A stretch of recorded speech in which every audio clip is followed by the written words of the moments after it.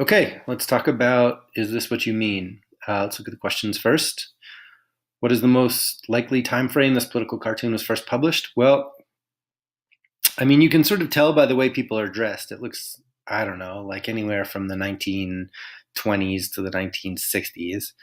The real way to figure out the answer is by looking at these flags. You have a sort of see, it's small, but those are Nazi flags. It's a flag of Japan there, and that's the flag of the Soviet Union, the old communist version of Russia. So we know it's not the Civil War. It's not A. That's way too old and had nothing to do with Nazis. And the Vietnam War, the time frame might be right by fashion sense, but it's not right in terms of Nazi sense. It's either World War II or the Cold War. And if you know anything about the Cold War was between the United States and the Soviet Union, the two world superpowers after World War II. It's sort of, they were fighting to dominate the world. So Nazis are World War II. So that's your answer there. What are the two men in the picture most likely to be discussing? Well, this takes a little bit of sort of problem solving here. And this, his sign that says isolation is an argument he was making to stay out of World War II. This World War II was happening. It was happening in Europe already, but the United States didn't enter until I think 1941. It's when the Japanese bombed Pearl Harbor. So for a while, the question was is this their problem or is this everybody's problem? And what he's saying, Mr. Isolation here, is it's everyone else's problem. Why should we send our boys off to get killed when this is a problem with Europe and also Asia and also the rest of the world? And his argument is this what you mean? Is isolation, by isolating ourselves and not involving ourselves in the war, well, that means that the Nazis are going to win and they're going to take over Europe, they're going to take over Africa, South America,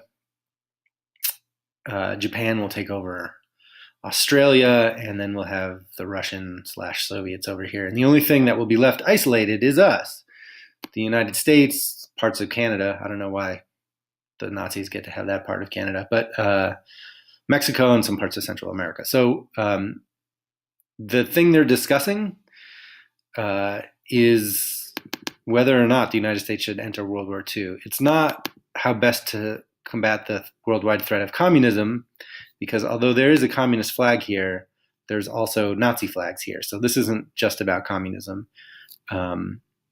Whether or not the United States should colonize other parts of the world, no, because then again, what do the flags have to do with that? And the best means of communication between the United States and other parts of the world, that doesn't make any sense at all.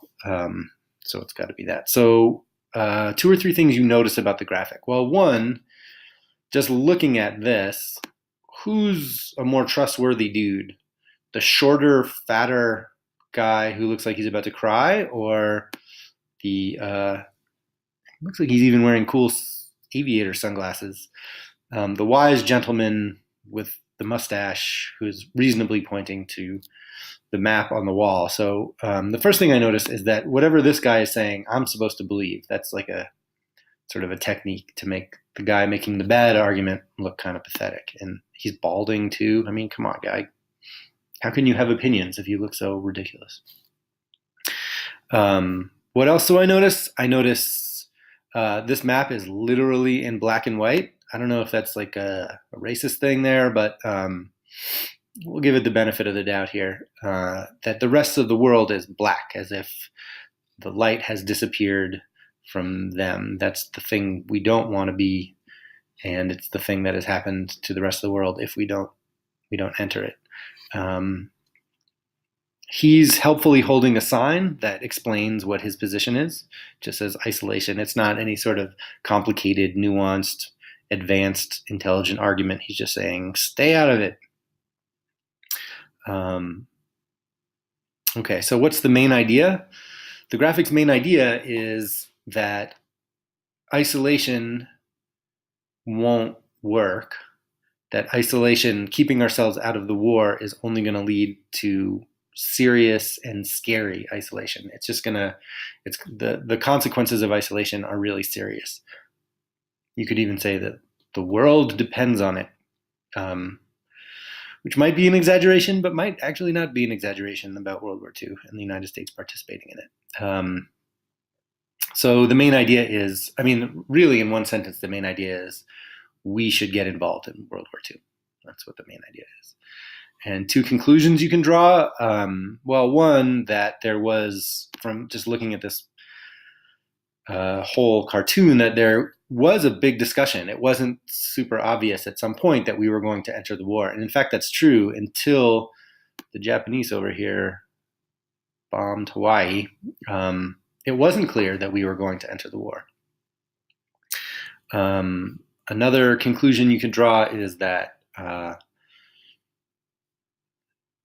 don't know, that isolation is became a very unpopular point of view. I don't know if it's just because this guy looks cooler to me than this guy, but that isolation leads nowhere, and except for to like more scary